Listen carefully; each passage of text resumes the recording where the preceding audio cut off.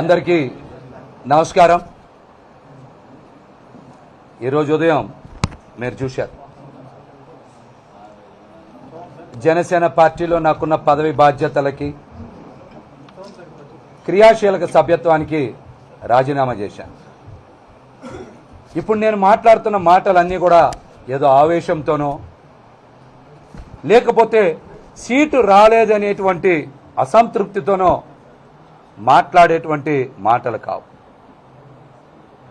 నేను మాట్లాడే ప్రతి మాట కూడా ఎంతో ఆలోచనతో, ముందు చూపుతోనే మాట్లాడుతూ ఉన్నా. నాయకుడంటే ఒక నమ్మకం, ఒక భరోసా, భవిష్యత్తుని ఇచ్చేవాడిని నాయకుడు అంటారు. నటించేవాడు ఎప్పటికీ కూడా నాయకుడు కాలేడు. ముఖ్యంగా రాజకీయాల్లో నటించేటువంటి వ్యక్తి ఎప్పటికీ ఎవ్వరికి భరోసా ఇవ్వలేరు. చాలామందికి నాయకత్వం యొక్క అర్థం తెలియకపోవచ్చు. అది తెలుసుకున్నప్పుడు మాత్రమే రాజకీయ పార్టీలు పెట్టాలి.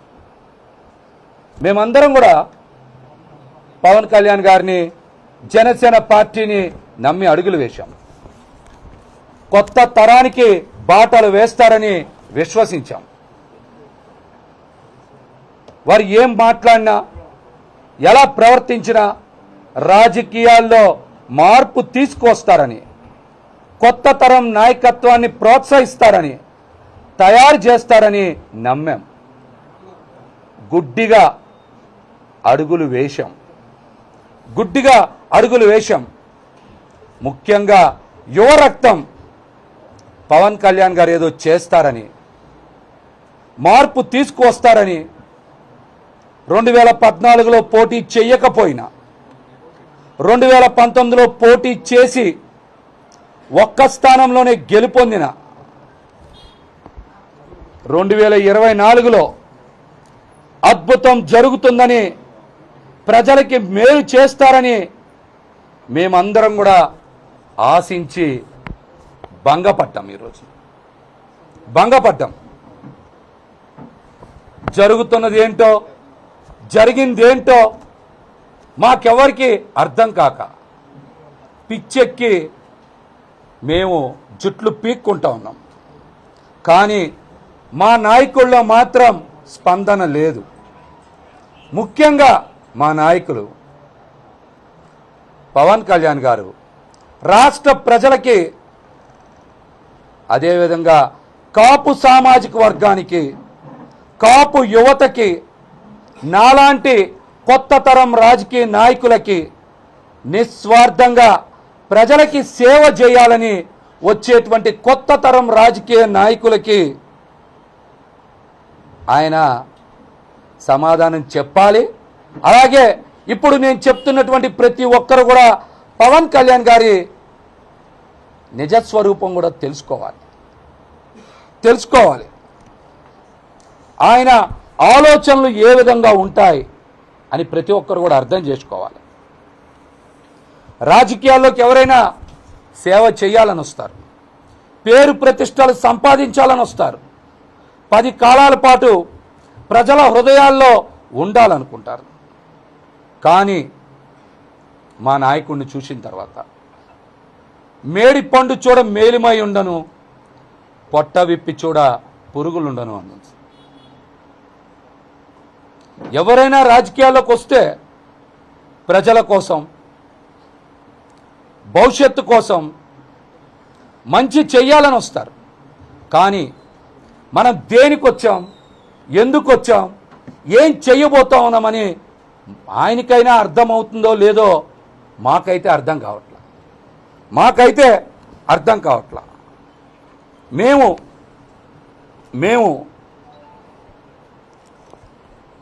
నిలువెల్ల ఒక పాషాణ హృదయంతో ప్రయాణం చేస్తున్నామని, స్వార్థపరులతో ప్రయాణం చేస్తున్నామని అర్థం అవల. ఇన్నాళ్ళు ఇటువంటి స్వార్థ రాజకీయ ప్రయోజనాల కోసం పనిచేసే వ్యక్తితో ప్రయాణం చేశామా అని మా మీద మాకే జాలి దయతో పాటు అసహ్యం కూడా వేస్తున్నాయి. మా మీద మాకు అసహ్యం కూడా వేస్తున్నాయి. రాజకీయ పార్టీలు ఏర్పాటు చేశారంటే ఖచ్చితంగా ప్రజాస్వామ్యబద్ధంగా ప్రజలకి సేవ చేస్తారని, అందరికీ అండగా నిలబడతారని, అందమైన భవిష్యత్తుని ఇస్తారని నమ్ముతాం. కానీ ఏనాడు పార్టీ నిర్మాణం మీద కానీ, కేడర్ మీద కానీ, యువత మీద కానీ, వీర మహిళల భవిష్యత్తు మీద కానీ దృష్టి సారించకపోవడం రాజకీయాల పట్ల వారికి ఉన్నటువంటి నైజాన్ని ప్రతి ఒక్కరు కూడా తెలియజేస్తుంది. అన్ని తాత్కాలికమే, అంతా నటనే.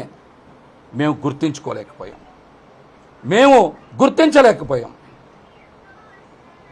నమ్మి ఈ రోజున నట్టేట మునిగిపోతా ఉన్నాం. మేమందరం నమ్మి నట్టేట మునిగిపోయాం. ప్రజలు జనసేన పార్టీ నాయకుల కన్నా, జన సైనికుల కన్నా, వీర మహిళల కన్నా చాలా తెలివైన వాళ్ళు. మేమే అమాయకులం. మేము అనుకునేవాళ్ళం పవన్ కళ్యాణ్ గారి సిద్ధాంతాలు, భావజాలం ప్రజలు అర్థం చేసుకోవడంలో కాస్త వెనకబడ్డారేమో, మేమే వాళ్ళకి బాగా తెలియజేద్దాం అని అనేక సార్లు ప్రయత్నం చేసినా ప్రజల్ని నమ్మించలేకపోయాం. ప్రజలకి పవన్ కళ్యాణ్ గారి గురించి బాగా తెలుసు. అందుకనే వారు 5 సంవత్సరాల ముందున్నారు మాకన్నా. ప్రజలు మాకన్నా 5 సంవత్సరాల ముందున్నారు. వాళ్ళు చాలా తెలివైన వాళ్ళు. అందుకనే 2019లోనే మమ్మల్ని ఓడించారు. మా పార్టీ అధ్యక్షులు పవన్ కళ్యాణ్ గారిని కూడా 2 చోట్ల చిత్తు చేశారు వాళ్ళు. అంటే ప్రజలు తెలివైన వాళ్ళ, పార్టీని నమ్మిన నాయకులు, వీర మహిళలు, సైనికులు తెలివైన వాళ్ళ, ముందు చూపు ఎవరికుంది? మేము ఎంత నమ్మకం కలిగించాలని ప్రజల్లో ప్రయత్నం చేసినా నమ్మకం రాలేదంటే వారికి చాలా దూరదృష్టి ఉంది. ప్రతిసారి మాట్లాడే పవన్ కళ్యాణ్ గారు 25 కేజీల బియ్యం కాదు, 25 సంవత్సరాల భవిష్యత్తు కోసం పార్టీ అన్నారు కదా. పట్టుమని 25 సీట్లు కూడా ఎందుకు ఇవ్వలేకపోయారు? 25 రోజుల తర్వాత ఈ పార్టీ భవిష్యత్తు ఏంటి కనీసం మీరైనా చెప్పగలరా? పదే చెప్పేవాళ్ళు కదా, ఎక్కడ పడితే అక్కడ. 25 కేజీల బియ్యం కాదు, 25 సంవత్సరాల భవిష్యత్తు నేను అందిస్తా అన్నారు. 25 రోజుల తర్వాత జనసేన పార్టీ భవిష్యత్తు ఏంటో మీరు చెప్పగలరా? చెప్పగలరా? మాకైతే చాలా స్పష్టంగా అర్థమవుతుంది. 21 సీట్లతో రాష్ట్ర ప్రజలకి, జనసేన పార్టీకి మీరు ఏం భవిష్యత్తు ఇవ్వగలరు? ముందు దీని మీద సమాధానం చెప్పండి. రాష్ట్ర ప్రజలకి మంచి చేయడం పక్క నుంచి జనసేన పార్టీని నమ్ముకున్న, జనసేన పార్టీ ద్వారా రాజకీయ భవిష్యత్తుని కోరుకున్న వారికి మీరు సమాధానం చెప్పాలి. 21 సీట్లతో మీరు ఎవరికి భవిష్యత్తు ఇస్తారు? 25 సంవత్సరాల భవిష్యత్తు ఇవ్వగలరా? కనీసం ఆ నమ్మకం మీకన్నా ఉందా? మేమందరం జనసేన పార్టీలో ఇష్టపడి, కష్టపడి పనిచేశాం. మీ స్వార్థానికి మా కుటుంబాలన్నీ బలైపోతా ఉన్నాయి. మీకు మమ్మల్ని చూసి నవ్వులాటగా ఉండొచ్చు, కానీ మా కుటుంబాలు కన్నీరు కారుస్తున్నాయి. చాలాసార్లు అనుకున్నాం, మీకు తెలియక పార్టీలో ఎవరు పడితే వారి ఇష్టానుసారం నిర్ణయాలు తీసుకుంటున్నారు, మీకు తెలియనివ్వడం లేదని, మీ దగ్గరకు మమ్మల్ని రానియడం లేదని అపోహపడ్డాం. ఆ పనులన్నీ మీ ఆదేశానుసారమే మీరు చెప్పినట్టే వాళ్ళందరూ చేశారని మేము అర్థం చేసుకోలేకపోయాం.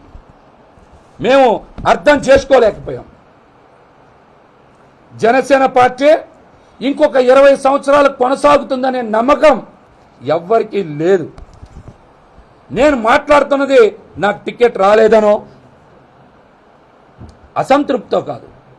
జరుగుతున్న పరిణామాలు వాస్తవాలు అద్దం పడుతున్నాయి. జనసేన పార్టీకి కాలం అతి తొందరలోనే చెల్లిపోతుందని, చాలా తొందరగా చెల్లిపోతుందని, మీ గురించి చాలా స్పష్టత వస్తుంది. నేను మాట్లాడే ప్రతి దానికి నా దగ్గర ఆధారం ఉంది. మీ నడవడికలోనే లోపం ఉంది. మీ చూపులో ద్వంద్వ అర్థాలు ఉన్నాయి. బయట రకరకాల కథనాలు వినబడుతున్నాయి. పార్టీ భవిష్యత్తు పైన, టికెట్లు కేటాయింపు పైన, జనసేన పార్టీని కాపు కాసే ప్రతి ఒక్కరికి మీరు తీసుకునే నిర్ణయాల మీద అనుమానాలు ఉన్నాయి. అసలు జనసేన పార్టీలో పనిచేసిన వారికి ఎవరికి ఎందుకు సీట్లు కేటాయించలేదు? సీట్లన్నీ తెలుగుదేశం పార్టీ నాయకులకే ఎందుకు కేటాయించారు? పార్టీ భవిష్యత్తు ఎవరి చేతుల్లోకి వెళ్ళిపోతుంది?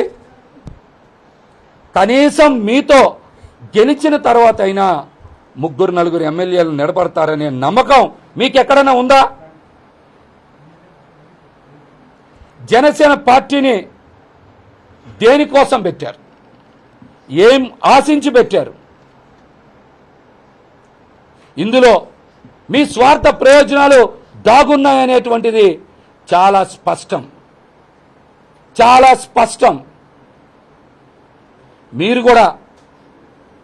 మీరు కూడా జనసేన పార్టీని దేనికోసం పెట్టారు, ఎవరి కోసం పెట్టారు, ఎందుకోసం పెట్టారని రాష్ట్ర ప్రజలతో పాటు జనసేన పార్టీలో 40 లక్షల మంది క్రియాశీలక సభ్యులకు కూడా మీరు సమాధానం చెప్పాలి.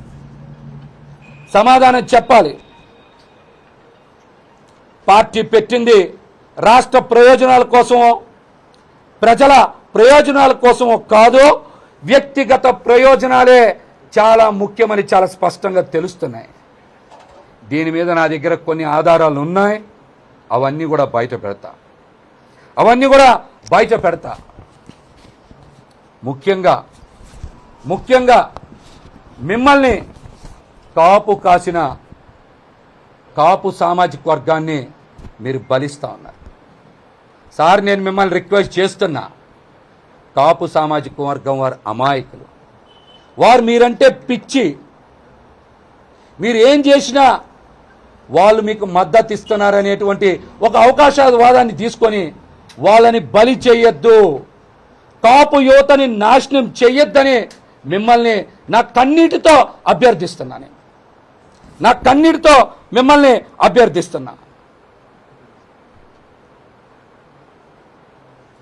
మీరు మా గొంతులు కోస్తుంటే నాకింకా నొప్పి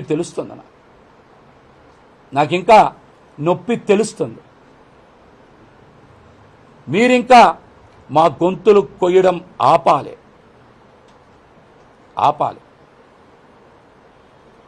దయచేసి మిమ్మల్ని కోరుకుంటున్నా, మీరు మా జీవితాలతో, మా కుటుంబాలతో మిమ్మల్ని నిస్వార్థంగా నమ్మి ప్రయాణం చేసేటువంటి మా పెద్దన్నల్ని బలి చేయొద్దని మిమ్మల్ని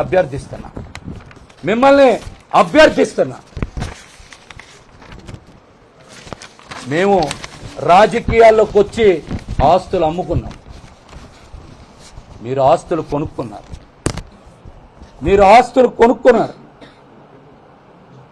మా రక్త మాంసాలు, మా కన్నీటి కష్టాల పునాదుల మీద మీ అందమైన భవంతులు నిర్మించుకున్నారు. ఇది యథార్థం.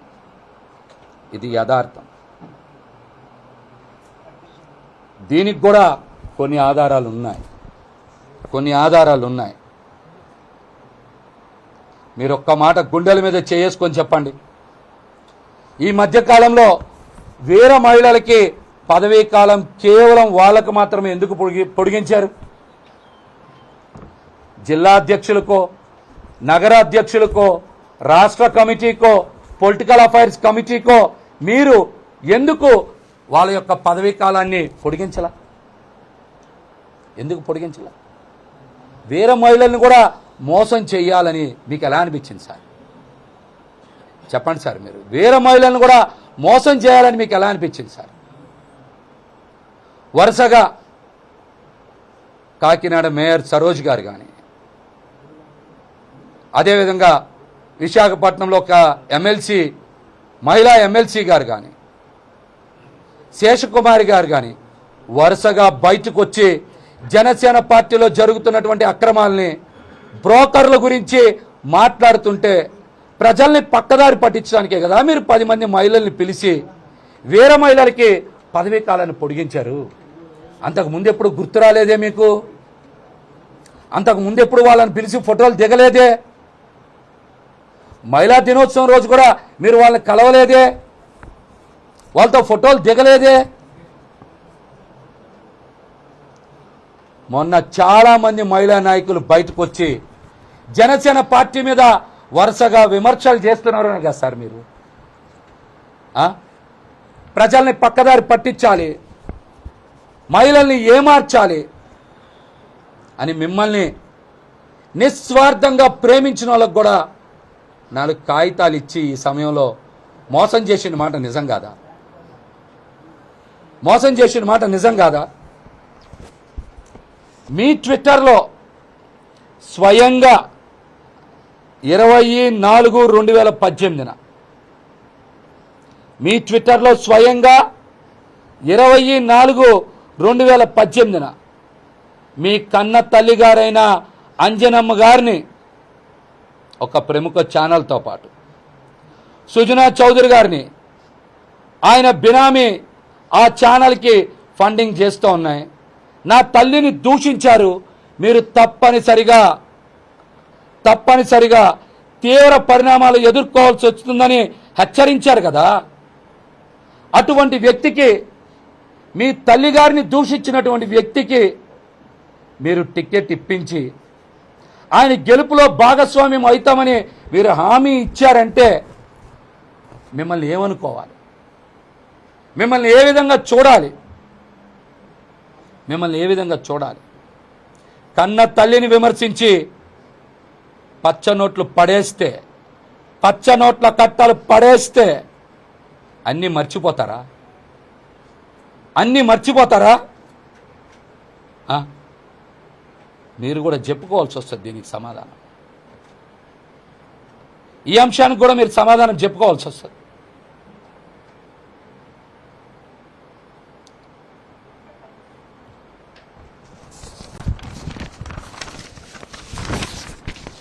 ముఖ్యంగా జనసేన పార్టీని విజయవాడ లాంటి రాజధాని ప్రాంతంలో బతికించాం, కానీ మీరు మమ్మల్ని చంపేశారు.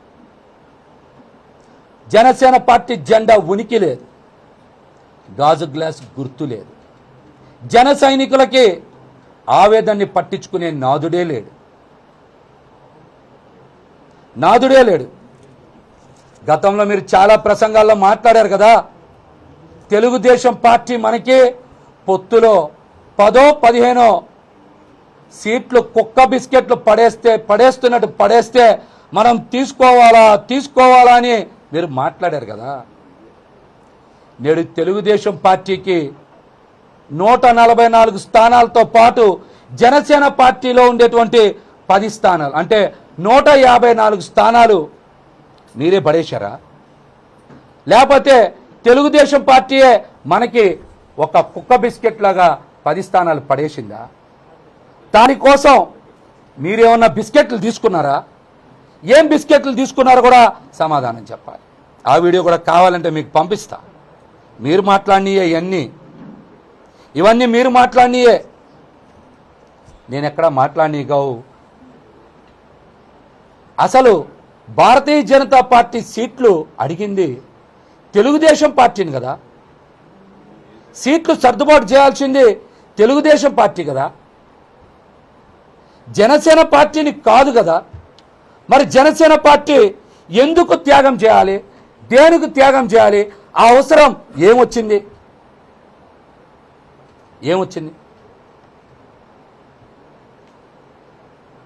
సమాధానం చెప్పండి దీనికి. నేను ఒక్కనే త్యాగం చేస్తే సరిపోతుందా? 21 సీట్లు 22 తీసుకుంటే పొత్తు ధర్మం పాటించినట్ట? 22 సీట్లు 24 సీట్లు తీసుకుంటే పొత్తు ధర్మం ఏమన్నా చెడిపోద్దా? 7 సీట్లను భారతీయ జనతా పార్టీ 10 తీసుకోవచ్చు. 4-5 ఎంపీ స్థానాలంటే 6-7 ఎంపీ స్థానాలు తీసుకోవచ్చు. జనసేన పార్టీ మాత్రమే 3 అంటే 2కు పడాలి, 24 అంటే 21కి రావాలి. పొత్తు ధర్మం తెలుగుదేశం పార్టీకి భారతీయ జనతా పార్టీకి లేదా? ఒక్క జనసేన పార్టీకి, పవన్ కళ్యాణ్ గారికి, జనసేన నాయకులకేనా పొత్తు ధర్మం అంటే? దానికి కూడా ఒక కట్టుకథ చెప్పారే. పొత్తు కుదిరిస్తేనంట ఆ నష్టాలు ఎలాగుంటాయంట మాకు తెలియదు. ఎవరన్నా పొత్తు కుదిరిస్తే, ఎవరన్నా పని చేస్తే ఫలితం పొందుతారు, ఎక్కువ సీట్లు తీసుకుంటారు, ఎక్కువ స్థానాలు కోరుకుంటారు పొత్తు కుదిర్చినందుకు. మనమేంటి పొత్తు కుదిర్చి రివర్స్ మాటలు మాట్లాడుతున్నాం? ఇదెక్కడి న్యాయం, ఇదెక్కడి ధర్మం? ప్రకృతిలో ఎక్కడైనా అలా జరుగుద్దా? దాని పేరు త్యాగం అంటారా? అంటే పార్టీ భవిష్యత్తు మీద మీకు దృష్టి లేదా?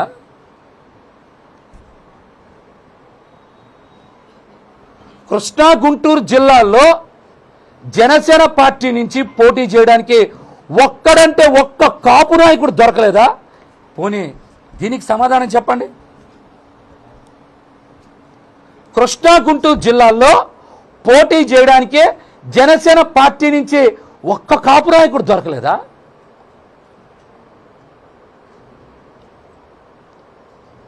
చెప్పమనండి దీనికి. అన్ని పార్టీలు విధేయతకి పట్టం కడితే, జనసేన పార్టీకి విధేయతగా ఉంటే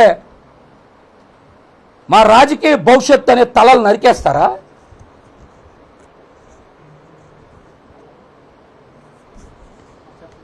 కసాయి వాడికన్నా ఎక్కడన్నా కనికరం ఉంటుంది, కానీ కష్టపడి మిమ్మల్ని అందరూ వదిలేసిన, మిమ్మల్ని ఎన్ని విమర్శలు చేసినా, మిమ్మల్ని పట్టించుకోకపోయినా మీ పట్ల విధేయతతో, నిబద్ధతతో ఉన్నందుకు కనీసం మా మీద కనికరం లేదే.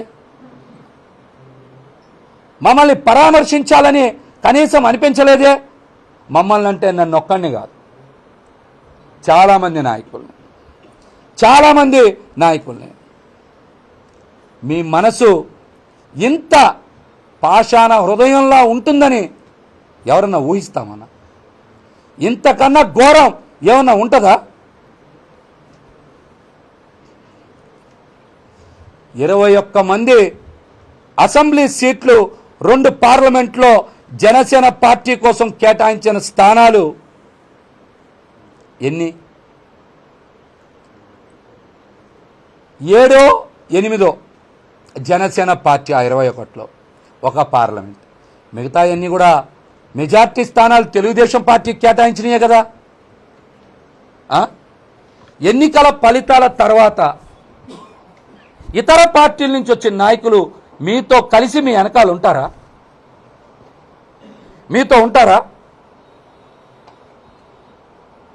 తెలుగుదేశం పార్టీకి మద్దతు ఇస్తారా?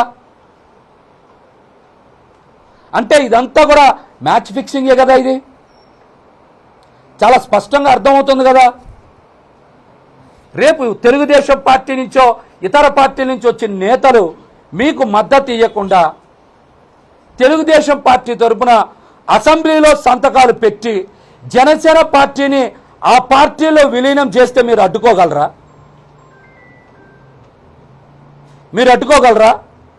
ఇదంతా మీకు అవగాహన లేకుండా జరుగుతుందా?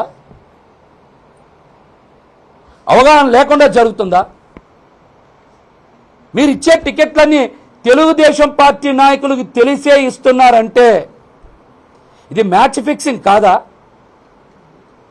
జన సైనికుల్ని, వీర మహిళల్ని మోసం చేస్తున్నట్లు కాదా? మోసం చేస్తున్నట్లు కాదా? ఖచ్చితంగా రాబోయే 6 నెలల్లోనో 12 నెలల్లోనో జనసేన పార్టీ అడ్రస్ గల్లంత అవుతుంది. అది మీ చేతుల్లో నుంచి కావాలనే తెలుగుదేశం పార్టీ చేతికి ఇచ్చేశారు.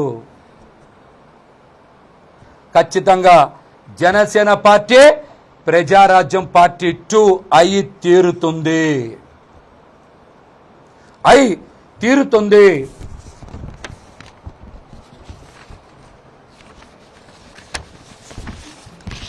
అట్లాగే ఎవరైనా సరే గెలిచే స్థానాన్ని తీసుకుంటారా, మైనస్లో ఉన్న స్థానాన్ని తీసుకుంటారా? మీరు చెప్పండి. పశ్చిమ నియోజకవర్గం, తెనాలి నియోజకవర్గం మీరు సర్వేలు నిర్వహించారు కదా. తెనాలి మైనస్లో ఉందని మీకు తెలుసు కదా. విజయవాడ వెస్ట్ సర్వే మీరే కదా చేశారు, ప్లస్లో ఉందని మీకు తెలుసు కదా. నిజంగా యువ రక్తాన్ని ప్రోత్సహించే వాళ్ళు అయితే మీరు తెనాలినే త్యాగం చేయొచ్చుగా, తెనాలి త్యాగం చేయొచ్చుగా. త్యాగాలకి బీసీలే కావాలా? కమ్మవారి త్యాగాలకి పనికిరారా? త్యాగాలకి బీసీలే కావాలా? కమ్మవారి త్యాగాలకి పనికిరారా? మంగళగిరి స్థానం బీసీల నుంచి తీసుకొని కమ్మ సామాజిక వర్గానికి ఇవ్వలేదా? విజయవాడ వెస్ట్ బీసీల నుంచి తీసుకొని కమ్మ సామాజిక వర్గానికి ఇయ్యలేదా? అంటే త్యాగాలు చేయడానికి బీసీలే కావాలా? ఏ త్యాగాలకి కమ్మ సామాజిక వర్గం పనికిరాదా?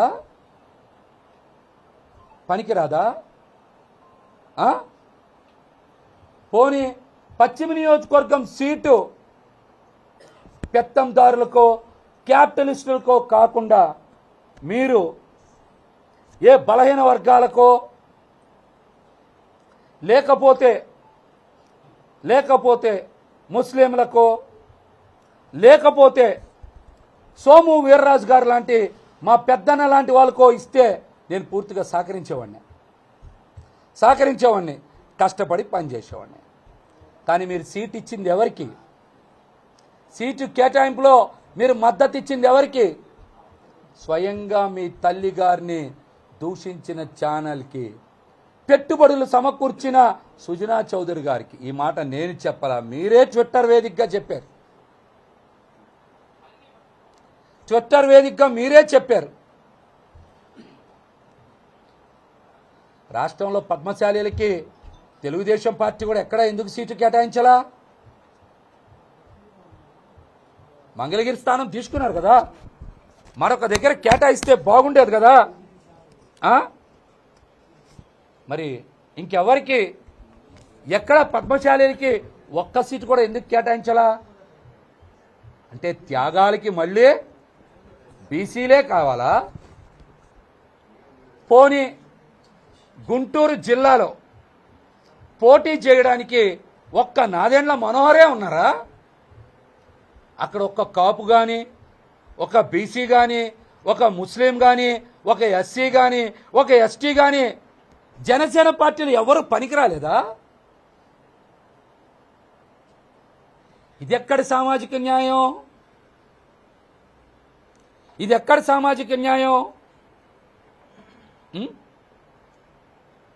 విజయవాడ వెస్ట్లో బీసీలు, ముస్లింలు, ఇతర వర్గాలు త్యాగం చేస్తే అసలు ఈ నియోజకవర్గానికి సంబంధం లేనటువంటి కమ్మ సామాజిక వర్గం వారు పోటీ చేస్తే మేమే త్యాగాలు చేయాలి, మా బీసీలే త్యాగం చేయాలి.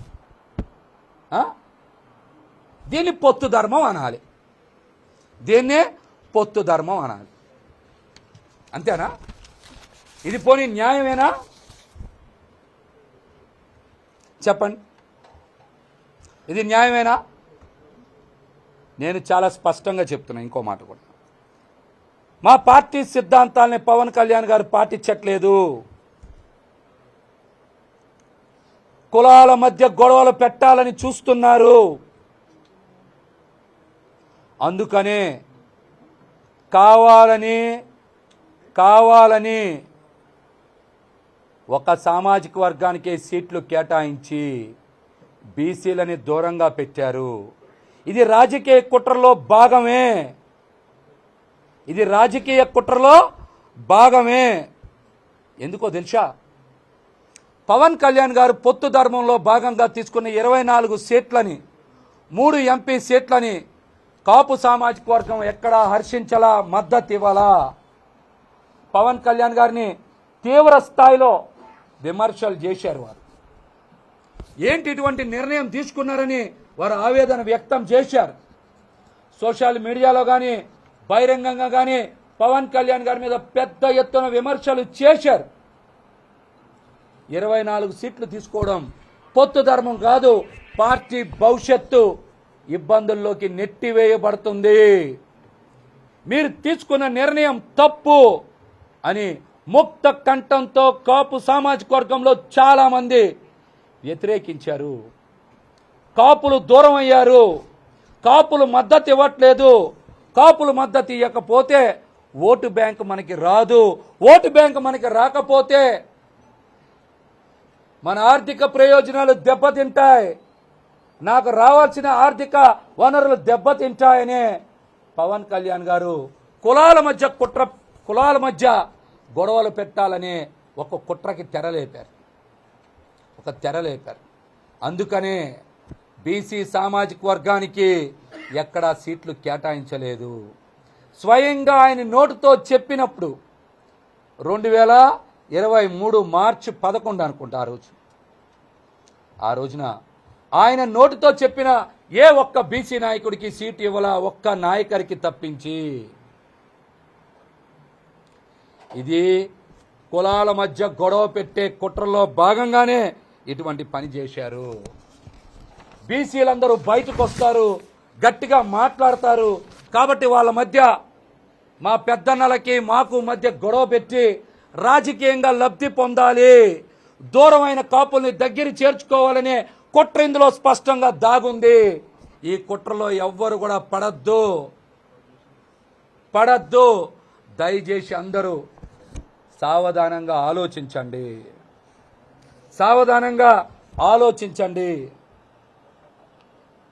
అట్లాగనే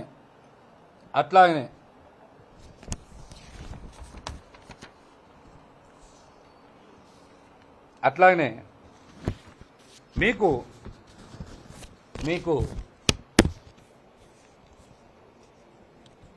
భీమవరంలో సీటుని పిఠాపురానికి మార్చుకోవాల్సిన అవసరం ఏమొచ్చింది? మా అందరి ఆవేదన కూడా ఒక సమయంలో ఇది. ఇవాళ లేదనుకోండి, నాకు చెప్తుంది, ఇవాళ లేదు. గెలిచే భీమవరం స్థానాన్ని మీరు పిఠాపురం దేనికి మార్చుకోవాల్సి వచ్చింది? భీమవరంలో ఉన్నది 2 పార్టీలే కదా, జనసేన పార్టీ, వైసీపీ పార్టీ. లేని తెలుగుదేశం పార్టీకి మీరు సీటు కేటాయించడం వెనక మతలబ్ ఏంటి? పోనీ అక్కడ మీకోసం నిలబడి స్థానిక సంస్థల ఎన్నికలు చేసిన చిన్నబాబుకి సీటు కేటాయించవచ్చు కదా. కానీ తెలుగుదేశం పార్టీకి అక్కడ కూడా సీటు ఎందుకు ఇచ్చారు? మీరు సొంత ఇల్లు కట్టుకోవడానికి కూడా నాకు స్థానిక ఎమ్మెల్యే ఇబ్బందులు పెడుతున్నారని మాట్లాడారు కదా. ఇది కూడా పచ్చి అబద్ధం. అక్కడ పవన్ కళ్యాణ్ గారికి అత్యంత సన్నిహితులైనటువంటి ఒక వ్యక్తి ఇంటి నిర్మాణాన్ని చేశారు. ఆ ఇల్లు గృహప్రవేశం చేస్తారని చెప్పి ఉదయ్ శ్రీనివాస్ అంటే టీ టైమ్ శ్రీనివాస్ పెద్ద ఎత్తున ప్రచారం చేసిన మాట వాస్తవం. మరి అట్లాంటి స్థానాన్ని వదులుకొని ఈ రోజున పిఠాపురం వెళ్ళి మనం గెలిపించండి అని మనం వేరే పార్టీ నేతని అభ్యర్థించాల్సిన కర్మ ఎందుకు పట్టింది? ఒక రాష్ట్ర అధ్యక్షులై ఉండి వేరే పార్టీ నేత కాళ్ళు పట్టుకోవాల్సిన అవసరం ఏమొచ్చింది?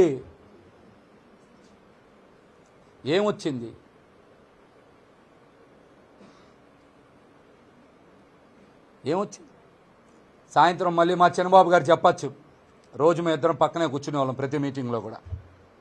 పశ్చిమ గోదావరి జిల్లా అధ్యక్షుడు మహేష్ గారు నాకే ఇంట్రెస్ట్ లేదు అందుకే పోటీ చేయలేదని కూడా చెప్పిస్తారు సాయంత్రం నుంచి. సాయంత్రం నుంచి ఈ మాట కూడా చెప్పిస్తారు. రమణ గారు వినొచ్చు సాయంత్రం ఈ మాట కూడా, ఈ మాట కూడా వినొచ్చు. అసలు అనకాపల్లి సీటు మనం ఎందుకు వదిలేసుకున్నాం? అనకాపల్లి సీటు ఎందుకు వదిలేసుకున్నాం? అక్కడ నాగబాబు గారు పోటీ చేస్తారని కూడా అందరూ మాట్లాడుకున్నారు. నాగబాబు గారు కూడా అక్కడ వారం రోజులు ఉన్నారు కదా. మరి అంత అర్జెంటుగా ఎందుకు అనకాపల్లి సీటును వదిలేసుకున్నాం? అన్నయ్యని కూడా త్యాగం చేశానని మాటలు చెప్తున్నారు కదా, దాని వెనకాల మతలబ్ ఏంటి? నాగబాబు గారిని త్యాగం చేయడం వెనక మతలబ్ ఏంటి?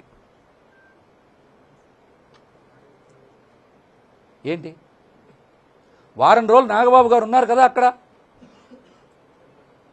ఆ ప్రాంతంలో ఒక నేత, అనకాపల్లిలో పెద్ద ఎత్తున కంపెనీలు ఉన్నాయి, ఆ కంపెనీల దగ్గర ఫండ్స్ వసూలు చేయాలని నిర్ణయించుకొని కొన్ని కంపెనీలకి ఫోన్ చేశారు, కొంత డబ్బు వసూలు చేశారు.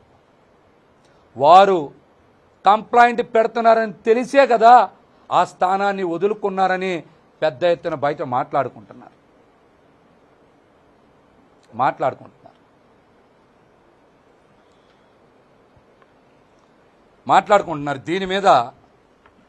దీని మీద వాస్తవాలు బయటికి వెల్లడించాలి.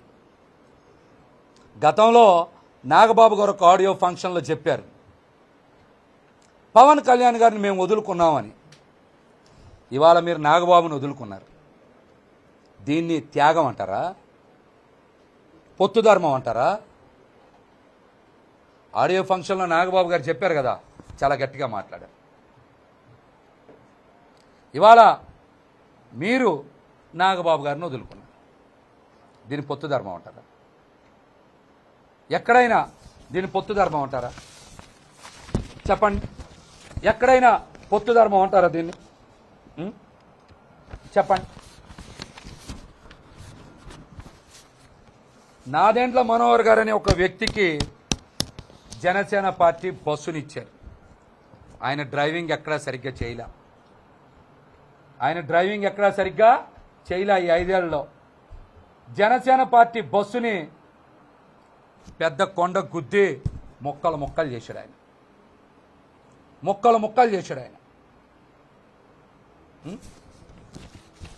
ఆ బస్సుని ముక్కలు చేస్తే నష్టపోయింది మేమేగా. జనసేన పార్టీ బస్సుని ఘోరంగా యాక్సిడెంట్ చేసినటువంటి వ్యక్తి నాదెండ్ల మనోహర్ కాదా?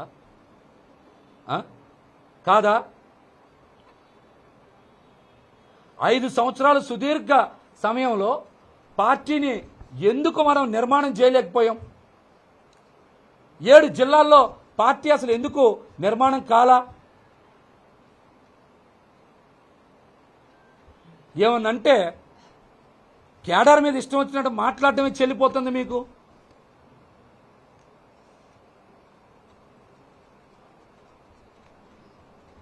రెండు సార్లు ఎమ్మెల్యే, సభాపతి, ముఖ్యమంత్రి గారి కుమారుడు, అట్లాంటి వ్యక్తి నాదెండ్ల మనోహర్ 5 సంవత్సరాల సుదీర్ఘ సమయంలో తన సొంత నియోజకవర్గంలో కూడా పార్టీని నిర్మాణం చేయలేకపోతే రాష్ట్రంలో పార్టీని బలోపేతం చేయగలరా?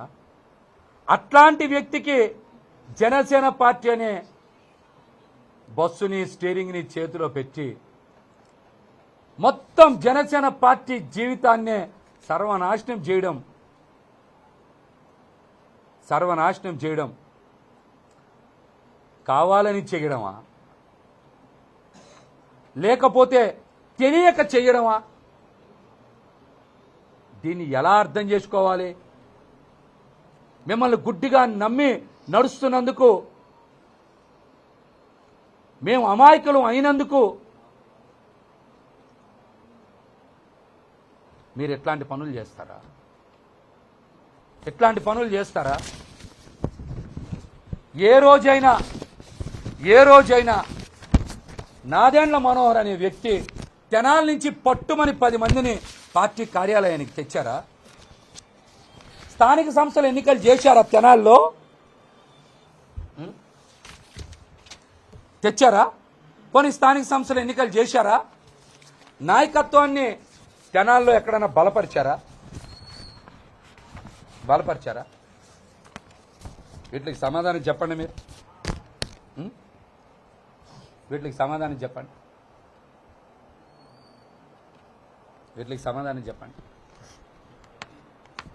జనసేన పార్టీలో నిబద్ధతకి విలువ లేదా?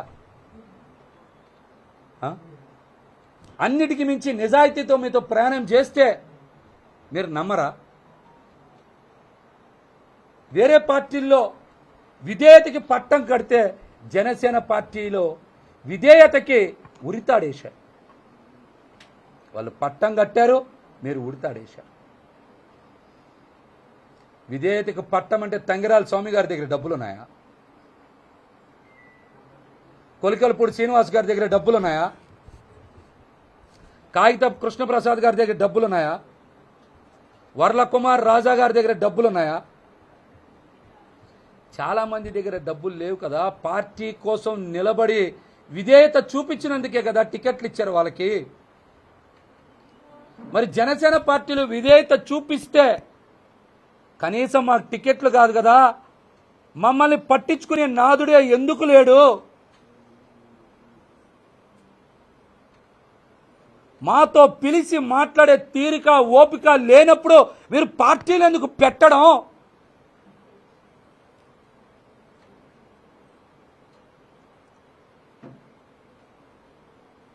మాలాంటి వాళ్ళందరితో, కొత్త తరం రాజకీయ నాయకులతో ఎందుకు చెలగాటం ఆడడం?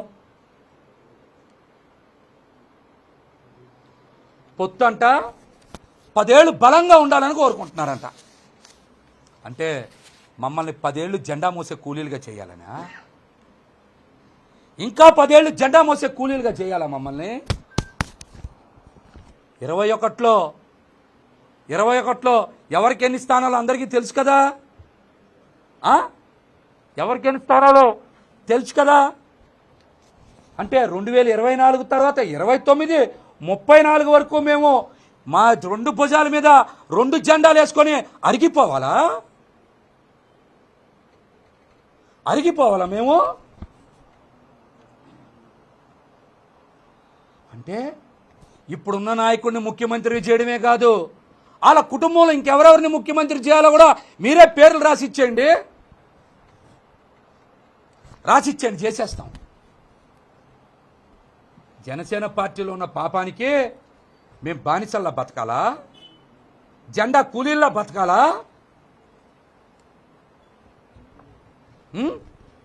బతకాలా? మీరు చెప్పండి, ఎవరు ముఖ్యమంత్రి కావాలో, వాళ్ళ తర్వాత ఎవరు కావాలో, వాళ్ళ తర్వాత ఇంకెవరు కావాలో చెప్తే జన సైనికులందరం జెండా మోసే కూలీలుగా సిద్ధంగా ఉంటాం. ముందే చెప్పారు, స్థానిక సంస్థల ఎన్నికల్లో పొత్తులో భాగంగా జనసేన పార్టీ 1/3 వంతు సీట్లే తీసుకుంటారంట. ఆ 1/3 వంతు సీట్లలో మళ్ళీ భారతీయ జనతా పార్టీకి 50% ఇవ్వాలంట.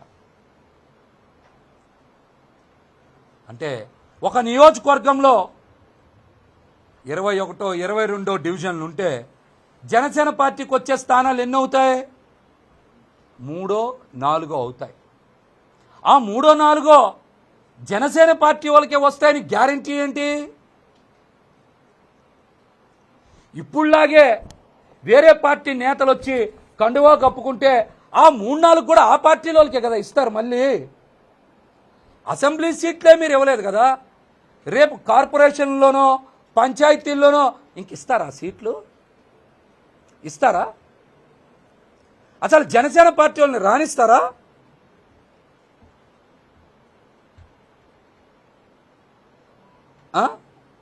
జనసేన పార్టీ కథ సమాప్తం అవదా?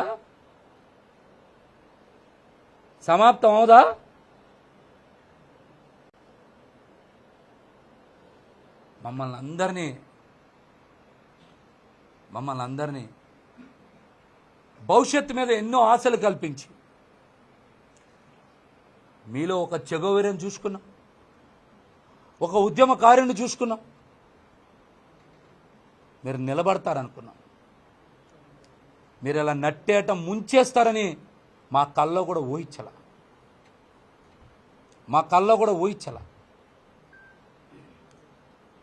యువత భవిష్యత్తుకి మీరు అండగా నిలబడతారనుకున్నాం. మా కళల్ని ఇలా కాల రాసేస్తారని తెలిస్తే మీతో ఎందుకుంటాం?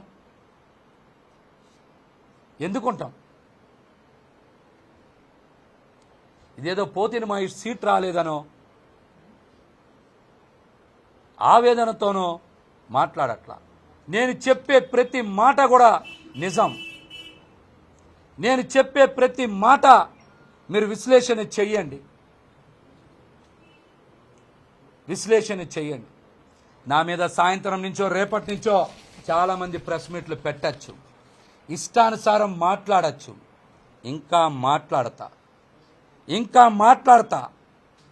నాదెండ్ల మనోహర్ లాంటి వ్యక్తి పశ్చిమ నియోజకవర్గంలో ఎవరెవరితో ప్రెస్ మీట్లు పెట్టిస్తున్నారో తెలుసు. వస్తా తెనాలి పెడతా, అక్కడే ప్రెస్ మీట్, అక్కడే మాట్లాడతా. చాలా వాస్తవాలు ఇంకా ఉన్నాయి, బయట పెడతా. అవలా ఇంకా అవలా.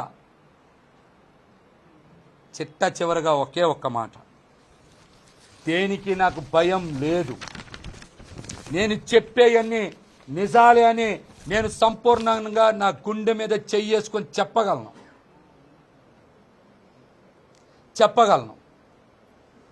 పవన్ కళ్యాణ్ గారిని ఒకే ఒక్క కోరిక కోరుకుంటున్నా.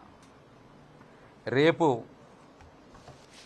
పిఠాపురంలో మీ సొంత ఇల్లు గృహప్రవేశం చేస్తున్నారు కదా, అక్కడికి మీరు అన్న లెజినోవా గారితో రావాలి, గృహప్రవేశం చెయ్యాలి. నెల రోజుల పాటు ప్రచారంలో పాల్గొనేలాగా మీరు ఏర్పాట్లు చెయ్యాలని నేనైతే మనస్ఫూర్తిగా పవన్ కళ్యాణ్ గారిని కోరుకుంటున్నా. మరిన్ని విషయాలు, నా రాజకీయ భవిష్యత్తుకు సంబంధించిన విషయాలన్నీ కూడా తొందరలోనే ప్రకటిస్తాను.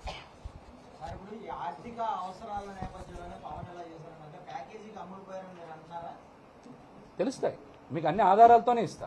మీకు అన్ని ఆధారాలే బయట పెడతా. అప్పుడే ఎక్కడ రేపు ఒక్కరోజే కదా ఉగాది ఉంది, అవగానే మళ్ళీ మాట్లాడతా. మీ రాజీనామా పవన్ కళ్యాణ్ గారికి దృష్టికి తీసుకుని లేదా ఓన్లీ మెయిల్ ద్వారా పంపించారు? నేనైతే రాజీనామాని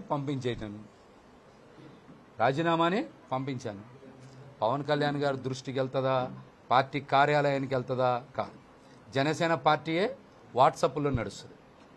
నేను కూడా వాట్సాప్ ద్వారానే పార్టీ వర్గాలకి పంపించాను.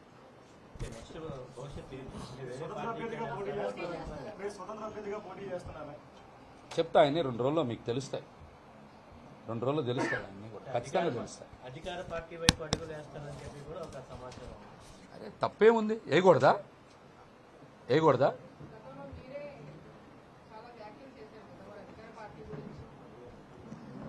రోజు అందరికి చెప్పే సూత్రమేమో, రాజకీయాల్లో శాశ్వత మిత్రులు ఉంటారా? అందరికీ లేని సూత్రాలు ఒక్క మహేష్కే వర్తిస్తాయా?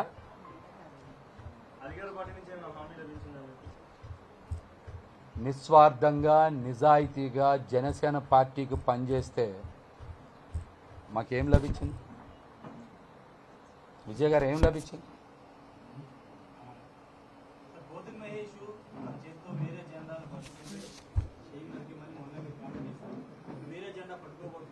మంచి ప్రశ్న అడిగారు. రాజధానిలో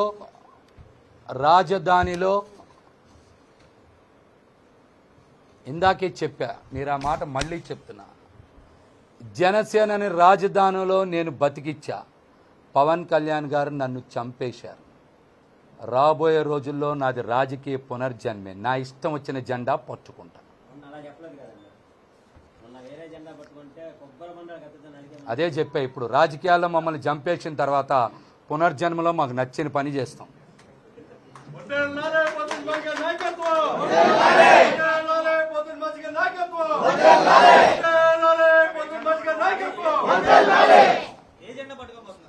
అన్నీ తెలుస్తాయి 2 రోజుల్లో.